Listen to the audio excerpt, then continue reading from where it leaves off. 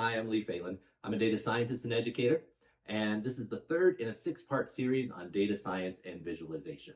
Today, we're going to be looking at a nutritional data set, and we're going to be doing some more advanced data pre-processing and talking about techniques for mapping a set of values that we're given to a set of values that we need for a visualization. We're also going to be looking at more advanced visualizations where we combine different charts together, as well as looking at scatter plots and some of the customizations we can do there.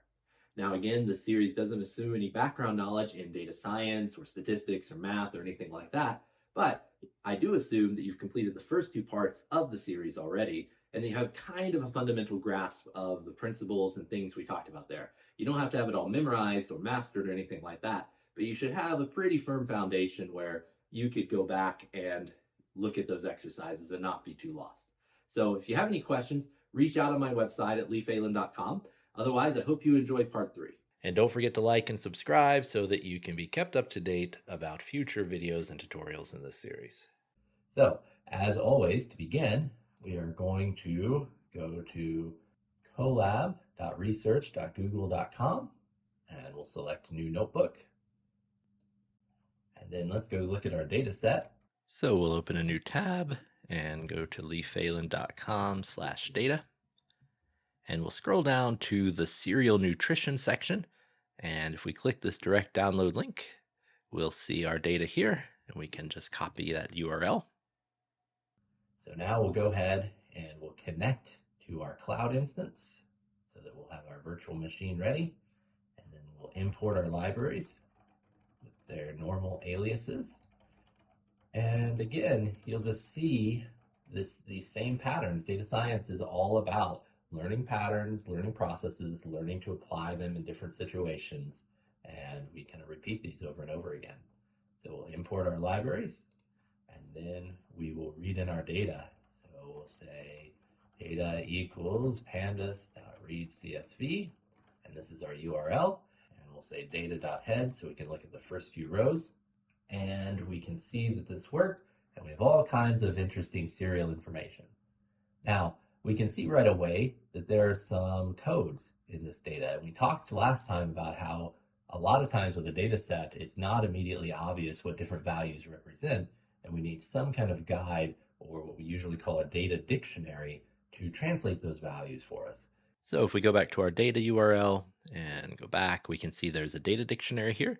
And if we click on that, we can see just a list of what some of the different values represent, and what the different numeric values, what units those are in. So walking through these, we have the name of our cereal, we have the manufacturer code, and so for example, N means Nabisco, Q means Quaker Oats, and so we can see the manufacturer code. Type of cereal, this is just cold or hot. And then we've got some nutritional values, and those nutritional values are in different units. This is based off the USDA nutritional labeling standard, so that's what those units are. And then for vitamins, we actually have a percentage, 0, 25, or 100. Now, if we look at this data, we can see there are kind of 3 different things we look for in data. We're doing kind of our data pre-processing cleanup. First of all, we look for any missing data. And we talked about how those show up as NaN values, not a number values. And the easiest way to look for missing data right away is to look at the info printout, because the info printout will tell us for the number of rows. We've got 77 rows in this data set, 77 instances. Here are the number of non-null or not missing values for each column. And we can see right away that we have 77 values in each column, which means we don't technically have any missing data as far as Pandas is concerned. But there is a sort of second type of missing data that database administrators or database systems or whatever system was used to pull the data out of the database will sometimes fill in missing data with what are called dummy or default values. And we can see that in our potassium column here, there's a value of -1 for Almond Delight. Now, unless Almond Delight sucks the potassium out of your body when you eat it, this is probably a dummy value where there was a value missing, and so it was filled in with a default value of -1 to show that there's no value that we don't actually have the real data there. So we've got dummy values, we've got missing values. The third type of things we have to worry about, and this is the most difficult, are bad values. Values that look like they could be right, but upon closer analysis probably are not. So if we look at the vitamins column here, it doesn't seem right that all of these cereals have the exact same percentage of vitamin. And if we expand our head printout, if we say look at the first 10 rows instead of the first 5, we can see that it would be a little weird that Apple Jacks and 100% bran would have the exact same percentage of vitamins. And also weird that Nabisco's 100% bran has 25% of your vitamins, whereas Quaker Oats 100% natural bran has none. So either this is a very unhealthy cereal or there's something funny about this column. So I'm just going to ignore this column completely. Now, fortunately, we don't need this column for our data analysis. If we did, our only recourse would be to go back to the database administrator and try to track down, or whoever gave us the data, and try to track down where did these values actually come from. Bad data is where we spend the majority of our time in data science, trying to sift through how do we handle missing values, dummy values, bad values, what do we do about those things. Looking at the rest of these columns, we have what shelf the cereal is on. Now, obviously, that's going to be different for every store, so I'm going to ignore this column too. Weight and cups, and then something called rating. So the weight and cups are how much is in a serving, and then the rating is a rating of the cereals, but we're not told where this rating comes from. So for our analysis, we're not interested in any of these last 5 columns today. We're going to be looking only at the nutritional information for these macronutrients, protein through potassium. So one of the things we do have to figure out, though, is what to do about this negative value. So when we've got missing values, there are a bunch of different things we can do. We can try to track down the real data. So we could run to the store, in this case, and get a box of 𝗲𝗁𝗍𝗁 and look up its potassium value. Obviously, in some situations, that won't work. The other thing we can do is what's called imputation.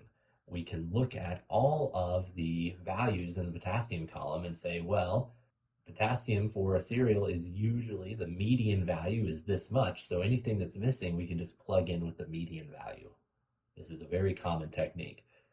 We may refine it a little bit and say, okay, we're only going to look at cereals made by this manufacturer, or maybe we're only going to look at cereals with the same amount of sugar.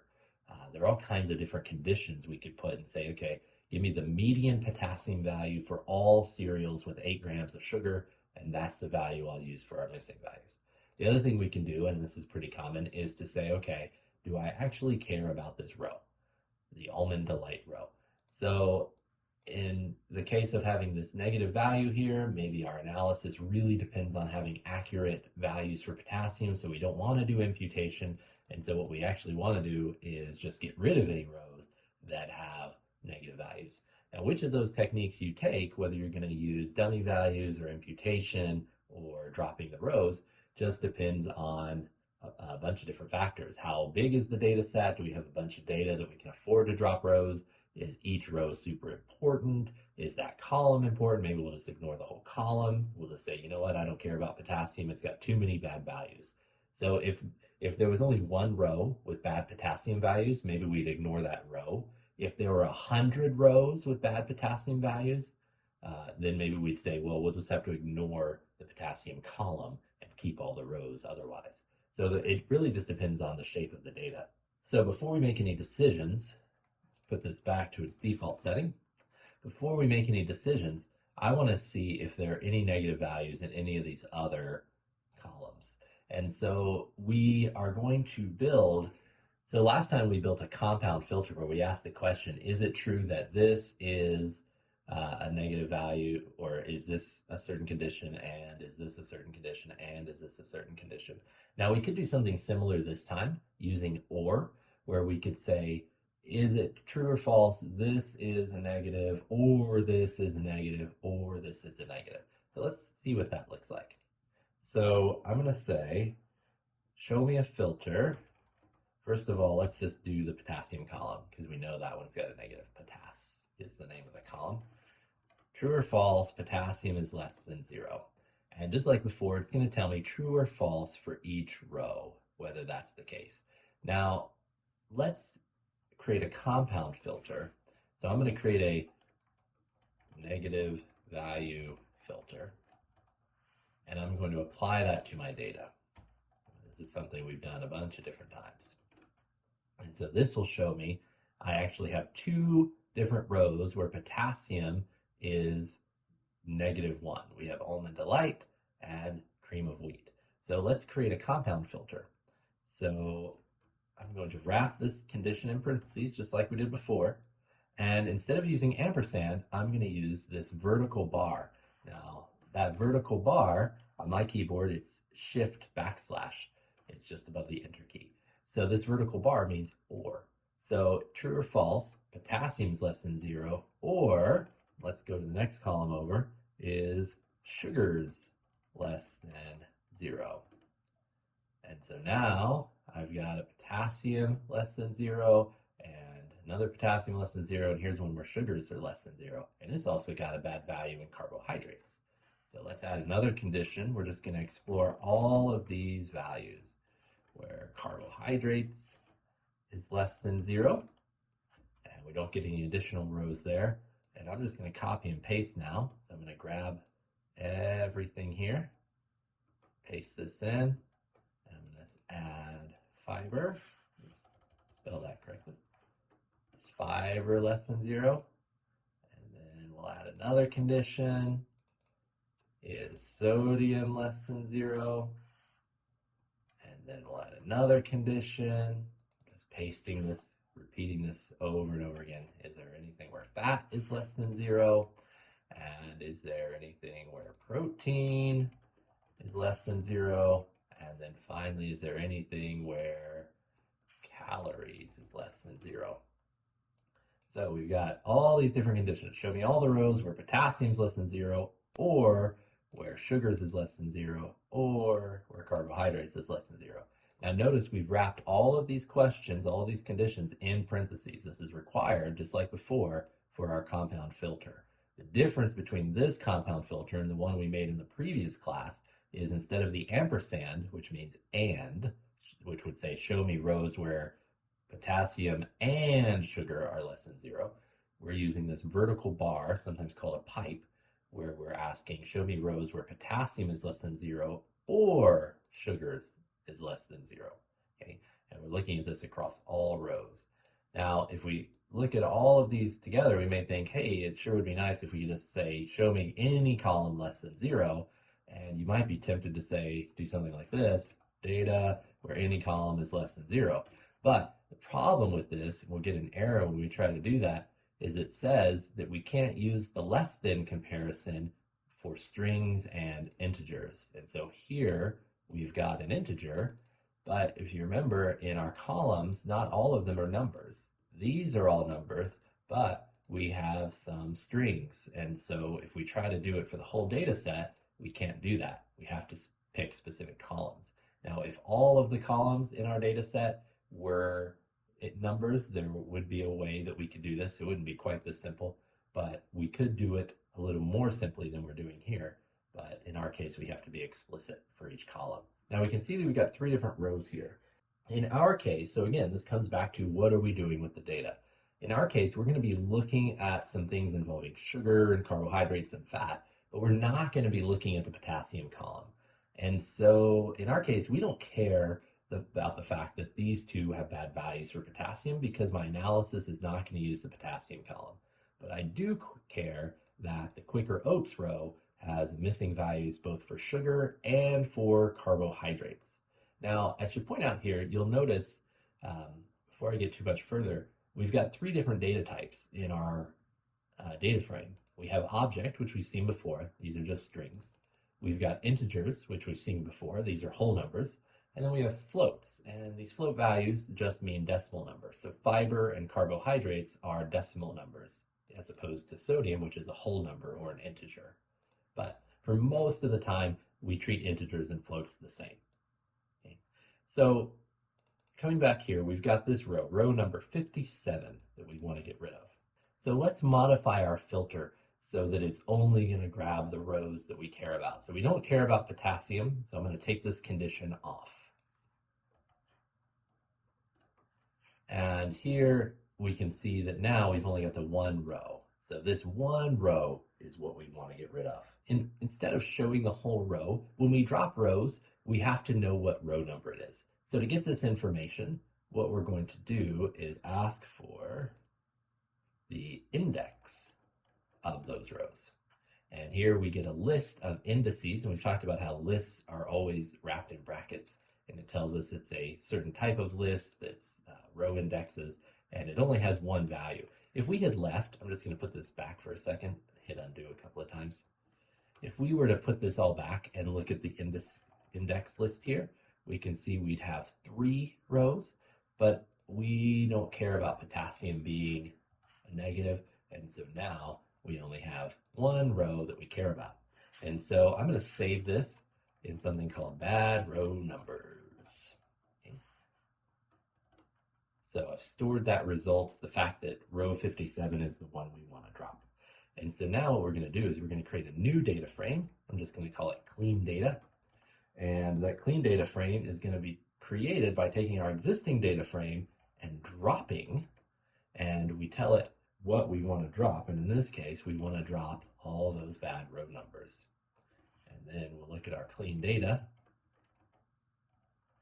and we'll look at the info so you can see the result. You can see now we have 76 rows in our clean data because we've said create a new data frame based on dropping a row, whatever rows are in this list from our existing data frame, and now we've got 76 rows. And if we were to take our clean data and we were to apply the negative value filter to it, we would see that we would not find any results because the negative value filter says, show me things where these values are less than 1, but in our clean data, that row isn't there because we've dropped it. Looking at our first 5 rows, we see Almond Delight with its negative potassium is still here because we don't care about negative potassium values. All right, so now let's look at some of the statistics of these numeric rows. So using our clean data, we're going to be using our clean data frame from now on. I'm going to use a command called describe. And what describe does is it gives me a little statistical summary of all of the numeric rows in my data frame. So here are the count. This is how many values there are that were not blank. This is the average, and this is the mean average. Here is the standard deviation, the smallest value, the biggest value, the 25th percentile value, the 75th percentile value, and the 50th percentile value, which we usually call the median. So here's the median value. And so we can kind of just get a view of the span of our data. So for example, sugar, we can see we go from 0 with the smallest to 15 with the largest. Now, one little shortcut we could have taken earlier is we could have said, if we look at our original data set, if we use describe on it, you'll notice that our minimum values, we could have looked here and seen, hey, carbohydrates, smallest value is -1, so is sugars, so is potassium. And then we could have said, okay, those are the ones that have values that are less than 1 that we need to deal with. And so we could have created a smaller filter based on that. But lots of different ways to accomplish the same thing in Pandas. So looking at this, we can kind of get a feel for the span of the data. We can see if there are any extreme values. So we can look down here and say, okay, well, if the average value is 180, it doesn't seem too extreme that the maximum value is 320 and the minimum value is 0. Some cereals just won't have any sodium or fiber or fat. That seems normal. Some cereals won't have any sugars, etc. And we can see our potassium value is bad. It still has a -1 here. Our max value is 330 with the average at 90. When I say average, I usually mean the median. When people kind of outside of data science and statistics say average, they almost always mean the mean. I'll try to be better about saying the word median. And so we can get just kind of a description of what our data looks like here. So what we're going to be doing now is we want to create a visualization that shows kind of the breakdown of nutritional value for these different cereal manufacturers. Are Quaker Oat cereals more healthy, or Nabisco cereals more healthy, things like that. And so in order to do that, we're going to be working with the manufacturer column quite a bit. However, the manufacturer column right now uses these kind of obscure codes, and we've talked before about when we create a data visualization, we usually want these values to be human readable that we're going to have in our visualization. So first, let's look at that column. So we'll say clean data. Let's look at our manufacturer column, and let's see what the breakdown is using value counts. This will tell us how many times each manufacturer, and that's counts with an S, how many times each manufacturer code shows up. So we can see we've got a bunch of code K. If we go back to our data dictionary, that's Kellogg's. We've only got one code for A, that is American Home Food Products. And then we've got a bunch of G's, which are General Mills, and kind of a smaller amount of the others. So most of our cereals are these two manufacturers. But again, what we want to do is convert these codes into the actual manufacturer names. So the way we're going to do that is we're going to create a new column in our data set that we can use, and we'll call it manufacturer name. And what we'll do is we'll say anytime there's an N in the manufacturer column, our manufacturer name column should say Nabisco. And anytime there's a Q, it should say Quaker Oats. Anytime there's a K, it should say Kellogg's, etc. So in order to do that, we're going to do what's called mapping. We're going to map these values or translate these values into the words that those values of those codes represent. So this is a two-step process. And the first step, what we're going to do is we're going to create a mapping dictionary. And I'm going to call it name mapping. And a dictionary uses curly braces. Curly braces, depending on your keyboard, could be in different spots. Mine are above the square brackets. So if you find the square brackets, and notice we have different names for these things. You know, we've got parentheses, we've got square brackets, and these are curly braces.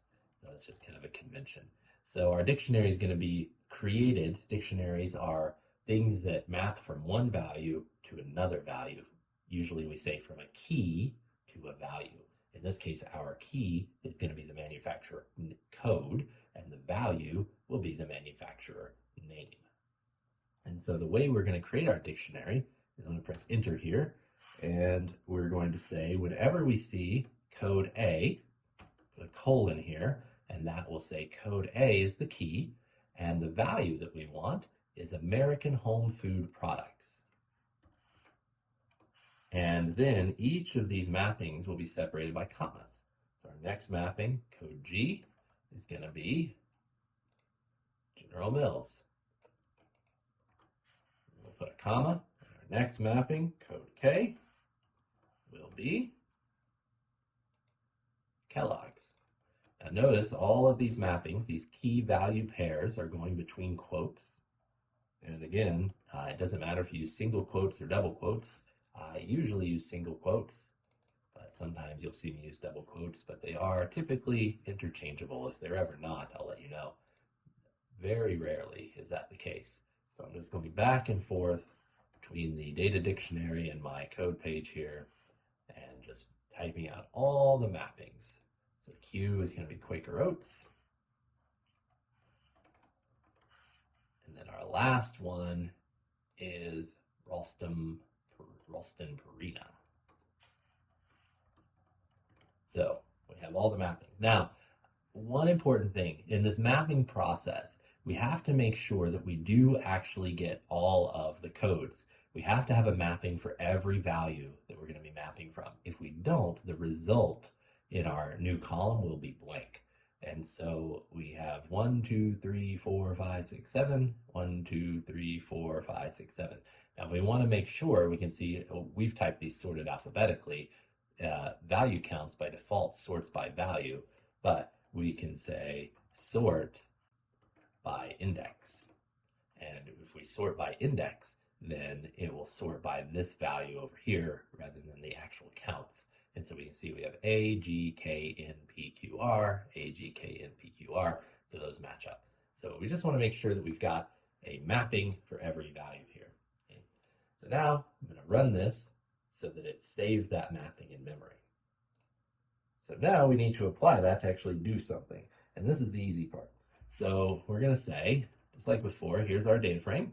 and I want to create a new column, and that new column is going to be called, I'll just call it manufacturer name, and we'll just keep with the abbreviation. The old column was called manufacturer. We'll call this one manufacturer name, and we're going to set it equal to, we'll set it equal to our clean data, where we take our manufacturer column and we map it using our name mapping that we created. And then we'll look at our clean data, and we'll see that we now have for manufacturer, we've got for anywhere where code N is, we have in our name column Nabisco, code Q, Quaker Oats, code K is Kellogg's, etc. So we have our mappings set up, and we have our new column with our manufacturer name. So to recap what we did there, first we looked at all the different values, sorted them by index so that we could see them in alphabetical order. We created a mapping dictionary using curly braces, where we have a set of key value pairs, where for every key, we are going to map to this value. And so we created an entry separated by commas for each of our codes in the manufacturer column, and then what we wanted them to be mapped to. Now, there are different ways to do this in Pandas, but this tends to be the fastest, not just to the fastest to create, but also the fastest to run. Typically, when we're doing things in data science, we sometimes worry about speed and optimization things. Typically, we don't need to worry about that in this kind of data exploration phase, unless we're dealing with really, really big data sets with millions of rows. When we move into, if we have to take our process and apply it to some kind of production system where it's going to be running all the time or has to be super fast because it's online and connected to a website or something, then maybe we have to do something where we have to optimize a little bit, but typically we don't have to worry about that for a while. So this data exploration phase, we're just kind of seeing what we can pull out of the data. All right, so now that we have our data cleaned up, we've got our manufacturer names, we've gotten rid of the rows of bad data that we don't want to include in our visualization. Now it's time to make our first visualization. So we use Altair, just like before. We're going to create a chart based on clean data. And the type of chart we're going to create a histogram. We're going to create a histogram showing the distribution of sugars across all manufacturers. We're going to do that first. And a histogram is based on a bar chart. So we'll say marked bar. And just like before, we'll press enter here in case we want to do something to our bars later. And then we will encode, press enter again. And what we're going to do for our X and Y axis, we're going to go ahead and use the longhand form right away. And for our x-axis, we want the sugar value, but instead of just showing the sugar value, we're going to say we want to bin those values. And we want bin to be set to true. And this is how we're going to create our histogram. The way a histogram works is we've got essentially a bunch of different bins or buckets, and those buckets will hold values. Say, for example, the first bucket will hold any values between 0 and 2. And the next bucket will hold any values between 2 and 4. And what we'll do then is we'll count how many times a cereal falls in that bucket. And that's what we'll put in the y-axis. For our y-axis, we'll say that we want it to be the count of those values. Okay? So if we run that, we see we've got a set of bins, a set of buckets. So any cereals between 0, including 0, up until 2, not including 2, will fall in this bucket. Any cereals including 2 grams of sugar up until, but not including, 4 grams of sugar will be in this bucket. And then any cereals including 4, but not including 6, so between 4 and 6, less than 6 and more than 4, is going to fall into this bucket. And so we get these counts of how many fall into these buckets. Now we can control the width of these bins, we can control how many bins there are, but it's usually better to let Altair control this for us automatically. It applies some different rules, some statistical rules for how the bins should be broken up, how many of them there should be, that are generally pretty good for rules of thumb. Sometimes people will want to create their own bins, and you have to be careful here, because usually when people control these bins, like for example, they want to say how many sugars, like we could have 2 bins between 0 and 8 and 8 and 16. So we could do that pretty easily. I'll just show you how to do that really quick. So we can create a bin object. Instead of just saying create bins, we can say I want to create some bins, and there are a bunch of different values here. And what we can say is we want the step to be 8, for example. And so it would create 2 bins. How many cereals are between 0 and 8? And then how many are between 8 and 16? Or we could say we want every 4 grams, like that.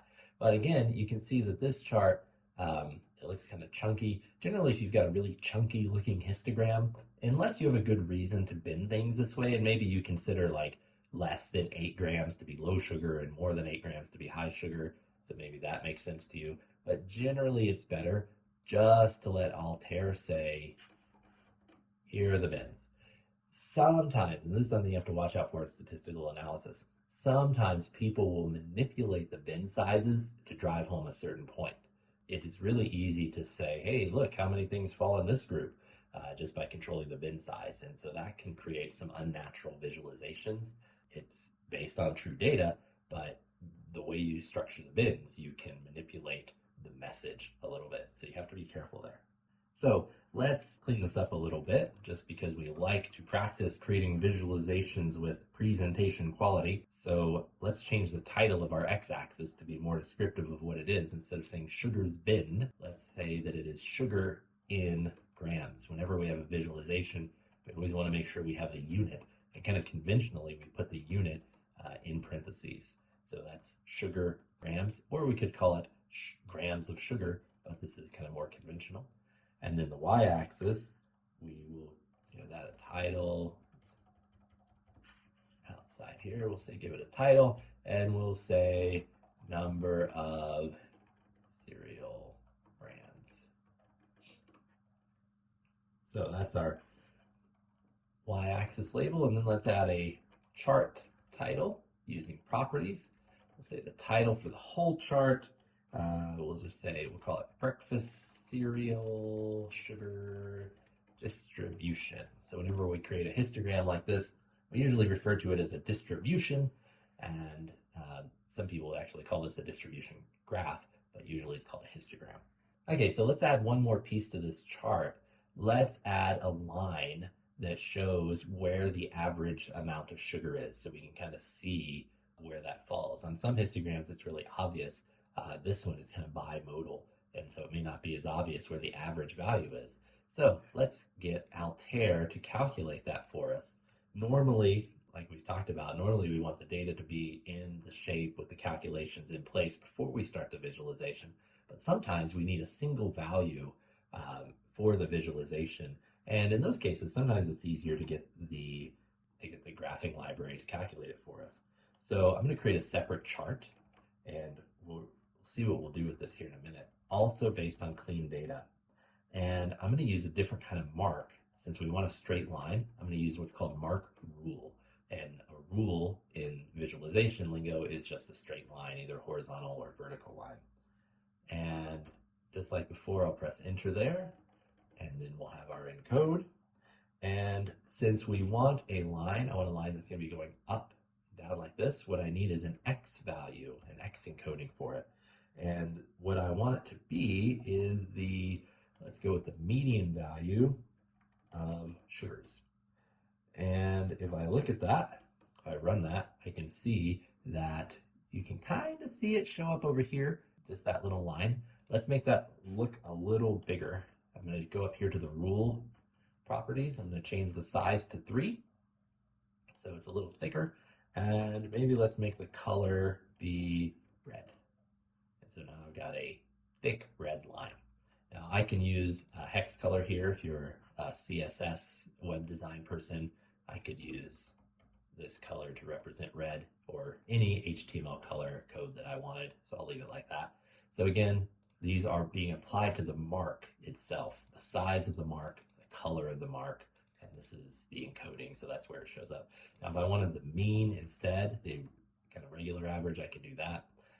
But in my case, I want the median. So I've got the median value of sugars, and now the question is, how can I get this line onto here? So this is actually a lot easier than you are probably expecting it's going to be. So what I'm going to do is I'm going to, instead of running, when I run this chart, it displays it.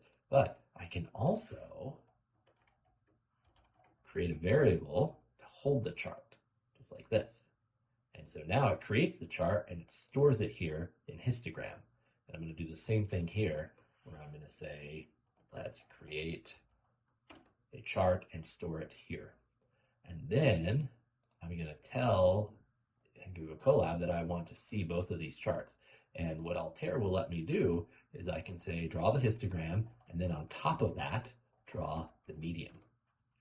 And so it will figure out, based on the axis values, how to combine those two visualizations together. And so here's my histogram chart with all my customizations, and then here is my median, my rule, my vertical rule that says here is the average value. You may be wondering why we use the median instead of the mean. When most people say the average, they mean the mean. If you take all the values, add them together, divide by the number of values, you get the mean. The median value, however, is usually statistically better. And the reason for it is the median value says what is the actual middle value. If I were to line all the values up and look at the one that falls in the middle, or look at what would fall in the middle if there were an odd number of values, what would that value be?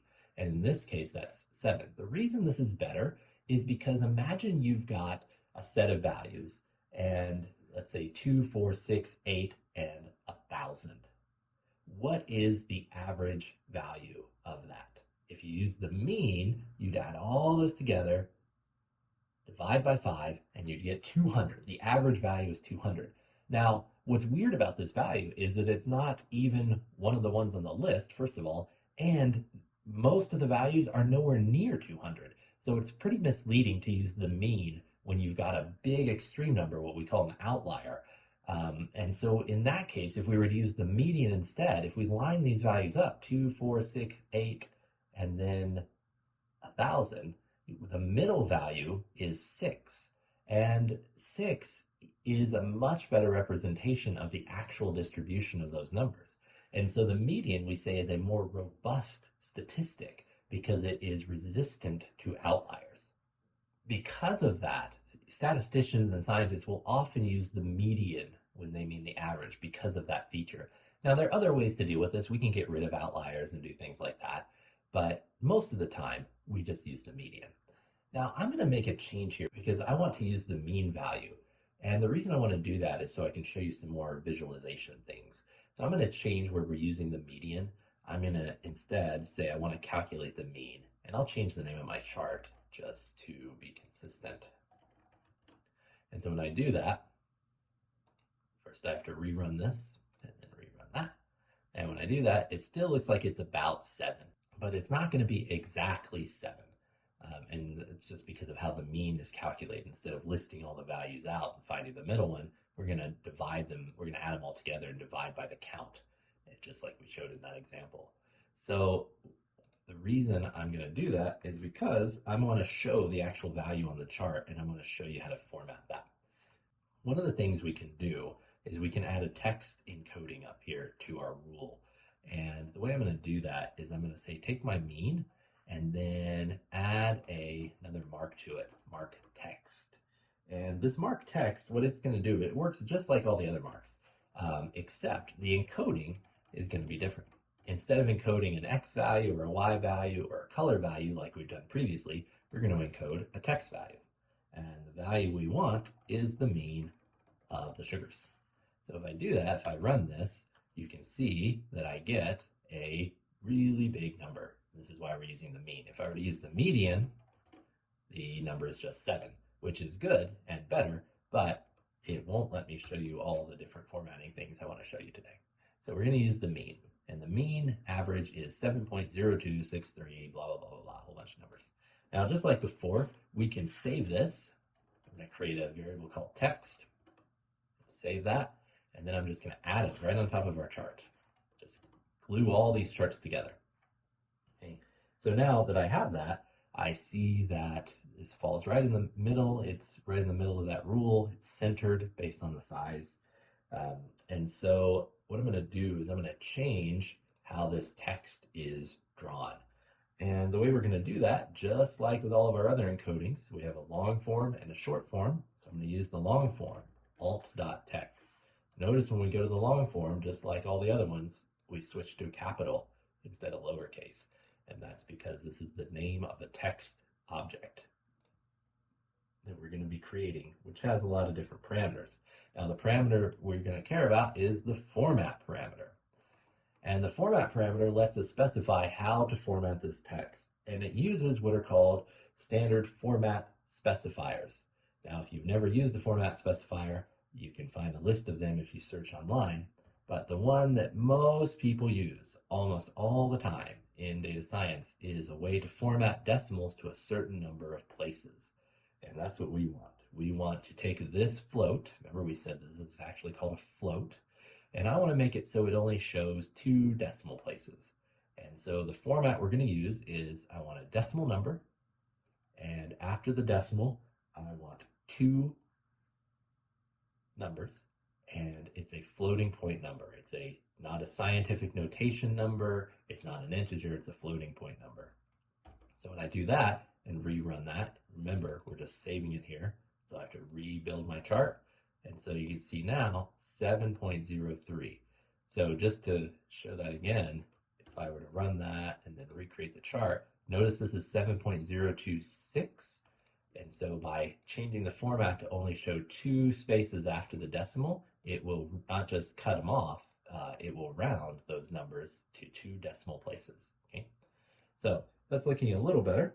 But if I look at the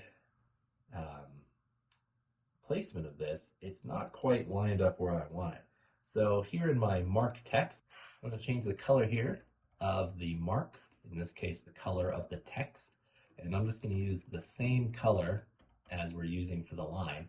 And remember, every time I make a change here, I have to rerun to recreate this text part and then rebuild the visualization because we're gluing all these parts together. So if I make a change to this part or this part or this part, I have to run that section and then rerun this section. And so now I've got those numbers are in red, which shows me that it goes with this line, but it's not very easy to read. So let's change a couple more things. First of all, let's change the alignment of this. And let's say that instead of centering, we want to align it to the left, and that will put it on the, so that it's aligned to the left side. Here, the left side of the number is aligned to the location where that number is representing.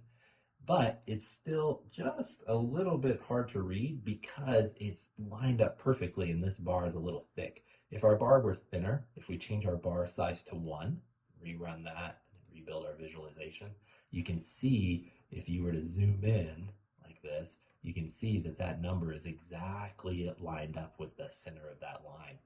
But since our line is going to be a little thicker, it overlaps a little bit, and either way it'd still be hard to read. So what we want to do is say, okay, line up to the left, but offset a little bit in this direction. And the way we do an offset in our mark is using what's called dx or dy for our offset. Dx means delta x. How far do we want to change from the actual x value? And so we're just going to kind of nudge it over about 7 pixels. This is in pixels. And so we'll just nudge that over and rebuild that. And so that looks better. And actually that looks a little bit too far. So let's change it to 5. That looks better. So now we still have this kind of problem. It'd be nice if this were up here in this white space area, make it a little easier to read. And we could try to figure out how far up the graph to make it, but that gets really difficult, especially as our graph size changes. So instead, we can, by default, the Y encoding for this mark is right in the center of the graph. Now, I want to move this number so it's up here on the graph. Now, there are a couple ways to do that. One of the things to note is that in drawing, usually all visualization systems that computers use, unlike geometry, where the Y value is down here at the bottom, when we start talking about drawing things, 0 is actually at the top. And so if we were to say something like change dy, let's say we want to set dy to make this move up by 100 pixels. So if we move it up by 100 pixels, we might say something like this, dy equals 100. But if we were to do that, we'll notice that it actually moves down. And that's because in drawing, and the way Altair handles drawing, very consistently with how everything else handles drawing, as we increase our y value, and this is kind of confusing because it's opposite of how we're graphing. As we draw, the y value increases as it goes down, and 0 is actually at the top. So if we want this to move up, we have to say negative. Now, the other problem with this, if we run this, that shows up kind of where we like it. The other problem with this is that it's based on the center of the graph. So if our graph were to get really big, let's say that we make our properties encoding here, and we say we want the height of our graph, we'll just change the height to be something like 1,000. So as we change that, we can see that we're no longer in the white area up here. And the reason for that is because it says, where's the center of the graph? Move it up 100 pixels from that. Okay? Now, our graph's not going to be that big. So because our graph can change size, we don't want to base it on the center of the graph. But what we can do is base it on the top of the graph. So instead of using a dy offset like this, down here in the encoding, we can specify that we want to encode the y value of this based on a certain pixel value. And notice that when we do this, when we wrap this value like this, notice this is not capitalized, so that's not very consistent. But when we specify a value like this, if I say 100, it is from the top of the chart. And this way, if we go down from the top of the chart, will at least always be based off a kind of central reference point. So 100 pixels down, a little too far. Let's go about 30 pixels down from the top, and that'll put it exactly where we want. Now, if we were creating a bigger graph, we still may need to adjust this value a little bit, but it's easier to adjust it from the top offset than from the center. And we'd probably want to make the font size a little bit bigger as well if the chart got too big.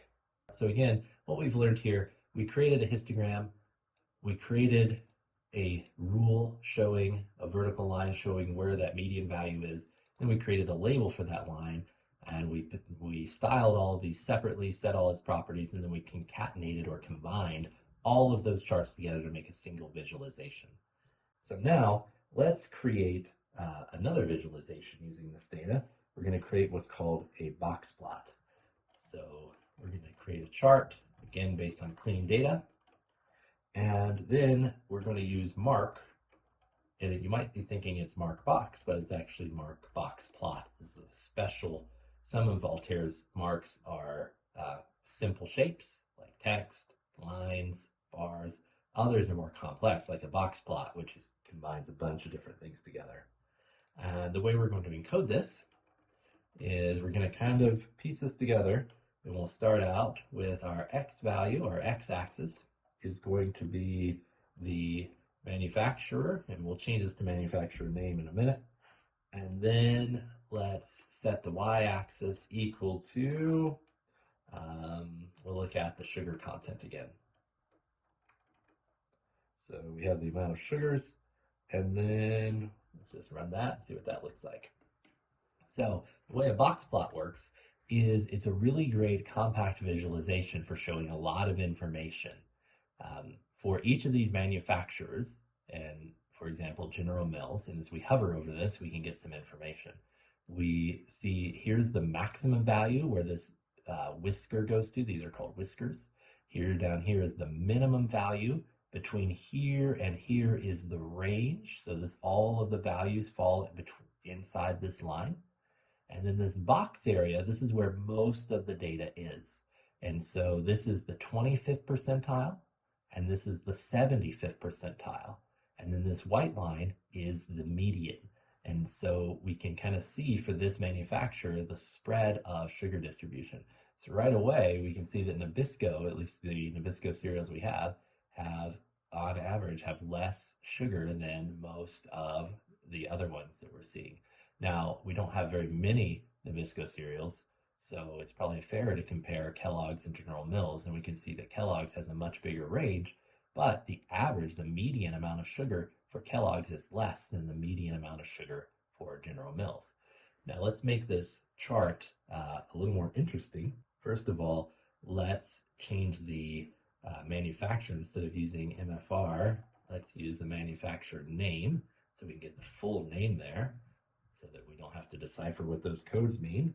And then let's give each one a different color. So we add a color encoding here, just like we've done before. And our color encoding will also be based on the manufacturer name. And now you'll notice that here we've got a different color for each manufacturer. We have a legend created automatically when we do a color encoding. And because of that, these labels down here are superfluous. So we either keep this or we keep this.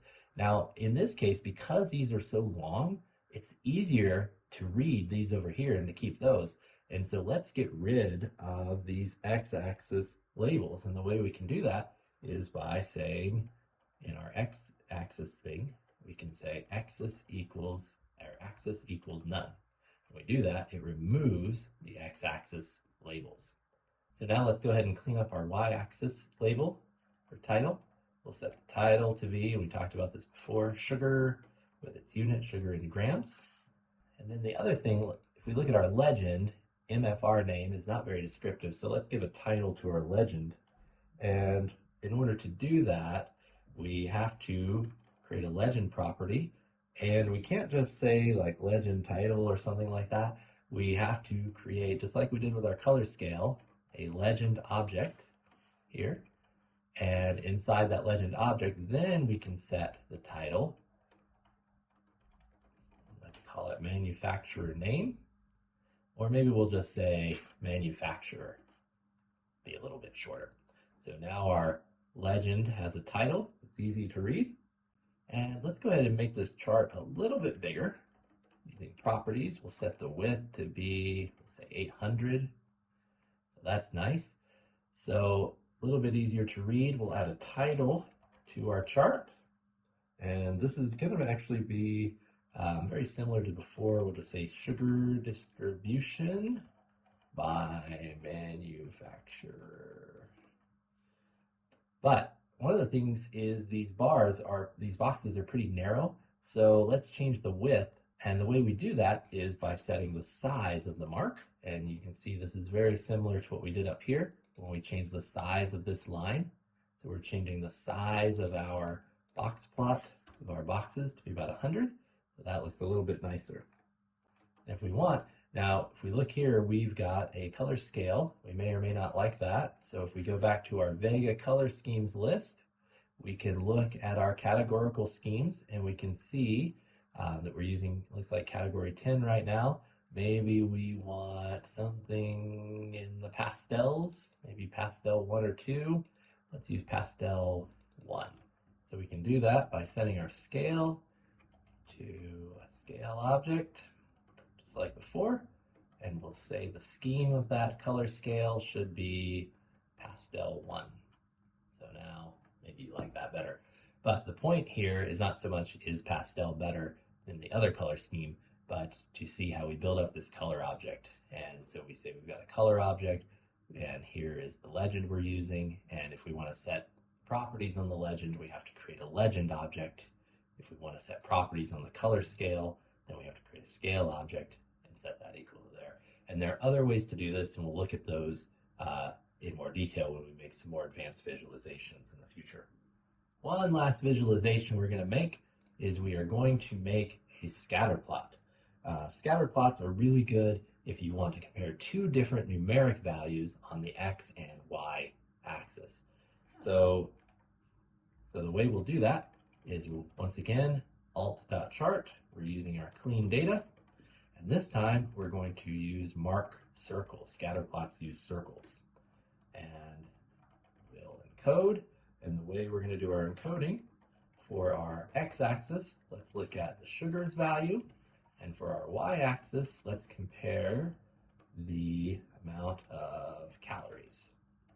So if we look at this, we have for a given cereal, this one, whatever cereal this is, and we'll look at how to see that in a minute, had 2 grams of sugar and 90 calories. This cereal had 7 grams of sugar and 140 calories, etc. And so this is called a scatter plot. Now, as always, we have this kind of data exploration version of this, but let's make this a little bit nicer looking for presentation, and we'll see some other things we can do with it along the way. So first of all, let's set our title of our x-axis. This is sugar in grams. And then our y-axis, we'll set that title. This is going to be calories, and we measure that in kilocalories, kind of the usual measurement for calories. And one of the things that we see, our lowest calorie value is 50, and so we've got all this blank space down here. Most of the time, Altair is going to set the bottom of the scale, the bottom of the axis to be 0, but we can tell it that we don't want to do that. And we do that by adjusting the scale of this axis, just like we adjust the scale of our color scheme when we want to set the scale to do something different. We can set the scale of our axis, and we say alt.scale, and the property we're going to set here is 0 equals false, which means do not have the scale start at 0.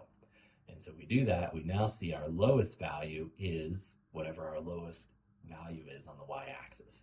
And there are other things we can do to adjust that, but for now, that's all we want to have happen. So now, let's once again add a color encoding, and I'm going to copy this color encoding from our boxplot. And it's just going to use the same code, and it's going to have the same legend information and all this stuff. And so let's put this, just add a comma here, and then paste that right in. And the pastel is a little bit hard to see here. Let's get rid of the pastel part, and we'll just use the default color scheme. A little bit easier to see. Now, all of these dots are the same size right now, but we can add another encoding to the size of our dots. And when we do that, just like before, alt.size, we can say that we want the size to be based on another column. So the x value is based on the sugar, the y value is based on the calories. We can make the size, we can say, based on how much fat there is, for example. And so now, over here on the right, we get a second legend that tells us the size of the circle corresponds to the amount of fat. So let's customize that legend a little bit, and we'll say legend equals alt.legend, just like before. So we can set the title, and we'll say this is the amount of fat in grams. So now we can see here is the amount of fat in grams based on how big the circle is. So the bigger the circle, the more fat the cereal contains.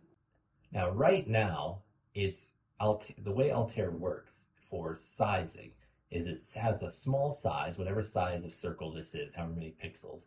It says, okay, this base size is going to be the smallest, and then I'm going to have to just go up by a certain amount.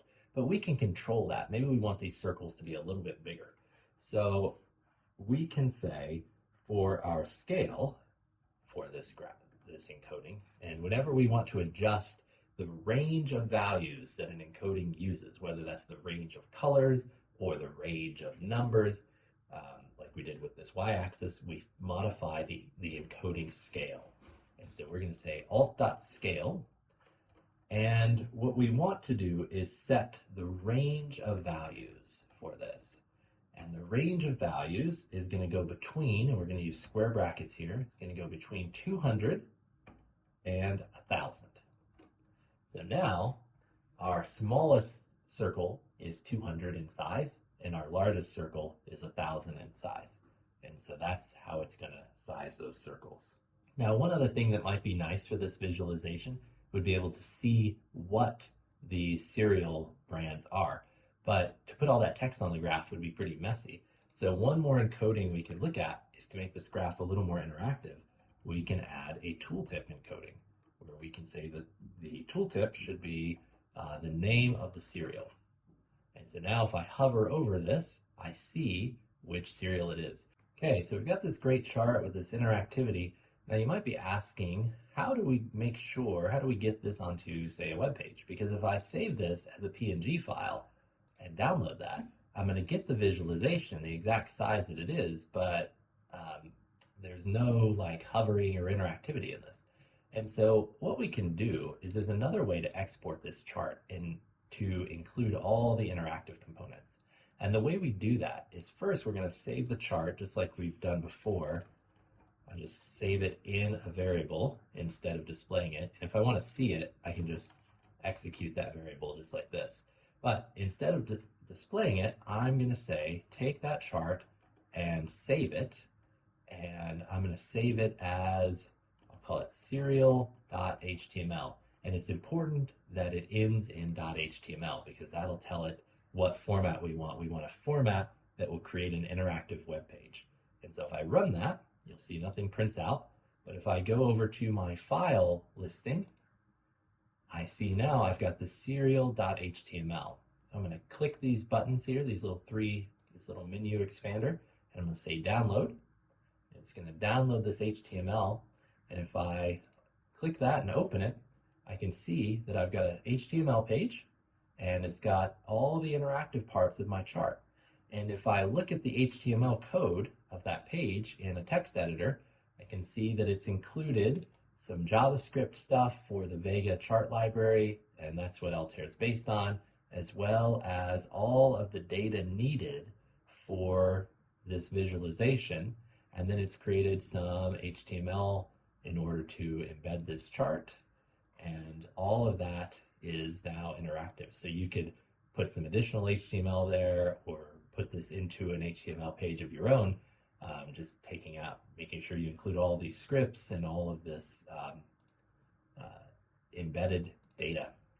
Now, one warning to this is that all of the data is embedded in the HTML page when you do this. Since we only have 76 rows in our data set that we're using for this, it's not a ton. But let's say you had 1 million rows and you were creating a visualization. If you were to try to create an HTML page with all of that data embedded in it, it would be huge. And so we have to be really careful with how much data we have. So kind of the rule of thumb, if you've got a small data set, whether it's interactive or not, Altair is great. If you have a bigger data set, Altair is good for data visualization and exploration stuff. Or if you just need a static image that you're creating using a PNG file or SVG file, Altair is great for that. If you have a really big data set that you want to have interactive, usually people will use the D3 library for that. Altair is not great for that just because of the way it embeds the data. Anything more than 5,000 rows, Altair is going to have trouble with. So that's kind of the rule of thumb. But it also just depends on how you want to handle your data embedding. All right, so let's recap. We've done a ton of stuff today. From the top, we imported our data set. We looked at ways to find values that are not quite right, whether they're missing values or values with dummy data or values that have bad data in them. And we talked about different ways to handle those. We talked about using describe to see a statistical analysis of our numeric columns. We talked about creating a mapping between one column and a new column that we create by translating a set of values using a dictionary of key value pairs so that we can create a new column with values based on the existing column values. We talked about creating a compound chart where we create different pieces of a chart and then piece them together. We created a histogram using that technique. We also created a box plot where we showed a bunch of different statistical information that can be kind of shown in a compact form. And we talked about customizing that. And then we also looked at our scatter plot. And in our scatter plot, we looked at encoding not just the X and Y values, but also color and size. So we have 4 different numeric quantities being represented in a single visualization. And we talked about being able to customize the scales that it uses, both for the color scale and for the size scale. And we also talked about adjusting different chart properties. We also talked about saving that chart as an HTML page so that any interactivity we've built into the visualization is included. And we talked about the pros and cons of doing that as opposed to just saving a static image, either PNG or SVG format. I hope you've enjoyed this part of our 6-part series on data science and visualization. Next time, we're going to look at a classic data set in data science, which is the Titanic data set. We're going to look at how to visualize different statistics about the passengers, which ones survived, which ones didn't, see if we can find any patterns there, and create some more interesting visualizations based on that. If you have any questions, please reach out to me on my website at 𝗵𝗡𝗀.com or leave a comment below. And don't forget to like and subscribe so that you can be kept up to date about future videos and tutorials in this series.